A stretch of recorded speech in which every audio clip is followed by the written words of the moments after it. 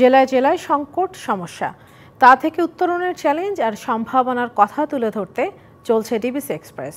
বিশেষ এই আয়োজনে মতামত থাকছে তৃণমূল থেকে শুরু করে নীতি নির্ধারকদের। ডিবিসি এক্সপ্রেস আজ সারাদিন আছে ঢাকা জেলায়। ডিবিসি নিউজের বিশেষ আয়োজন ডিবিসি এক্সপ্রেস আজ সারাদিন আছে এই ঢাকা জেলার সাভার পৌরসভায়। এখানে মূলত আমরা যে জায়গাটিতে দাঁড়িয়ে আছি সেটার পাশেই কিন্তু জলাবদ্ধতা সৃষ্টি হয়েছে বৃষ্টির কারণে, কিন্তু বৃষ্টির কারণে আমরা সেখানে না দাঁড়িয়ে আমরা ভেতরে একটি জায়গায় আমরা এটি করছি বা সাধারণ মানুষের যে মতামত সেগুলো তুলে ধরার চেষ্টা করছি।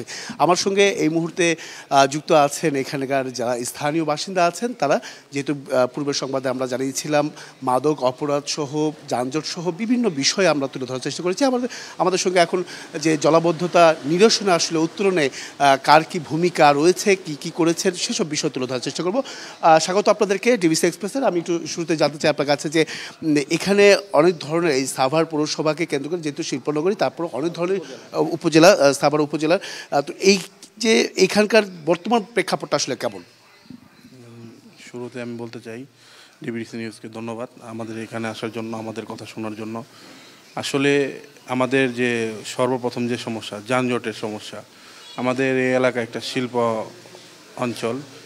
এখানে সরকারি প্রজেক্ট আছে, শিল্পনগরী ট্যানারি, চামড়া শিল্পনগরী, তারপরে অনেক ইন্ডাস্ট্রি আছে। তো এখানে একটা জনবহুল এলাকা, সেই এলাকা হওয়ার কারণে আমাদের হেমায়তপুর স্ট্যান্ড, যে আপনারা আসার সময় হয়তো দেখছেন, সেখানে অনেক হকার আছে। হকার থাকার কারণে রাস্তাটা পর্যাপ্ত পরিমাণে না থাকার কারণে সেখানে অনেক সময় ব্যয় হয়ে যায়। এইখানে শিল্প এলাকা হওয়ার কারণে এই সময় নষ্ট হয়ে যাচ্ছে।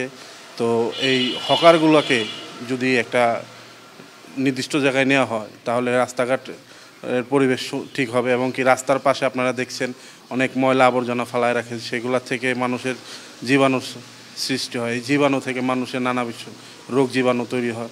এবং আরও আপনারা দেখছেন এটা আমাদের একটা উন্নয়নশীল এলাকা, সেখানে গার্মেন্টস ইন্ডাস্ট্রি হওয়ার কারণে এখানে ব্যাপক সংখ্যক লোকজন বসবাস করে। এই লোকজন বসবাস করার কারণে আমাদের যে রাস্তাঘাট, তারপরে আবাসিক যে প্রকল্পগুলো, সেগুলো পরিকল্পনা মাফিক করা হচ্ছে না। সেই কারণেই এখানে যে নানাবিধ সমস্যা, প্রাকৃতিক সমস্যাগুলো সৃষ্টি, মানুষের ভোগান্তি বেড়ে গেছে, রাস্তাঘাটে পানির সমস্যাটা সৃষ্টি হয়ে গেছে, ড্রেনেজ ব্যবস্থা পর্যাপ্ত পরিমাণে নেই, এবং কি রাস্তা যতটুকু প্রয়োজন ততটুকু রাস্তা নেই, যার কারণে মানুষের এই ভোগান্তির সংখ্যা দিন দিন বেড়ে যাচ্ছে।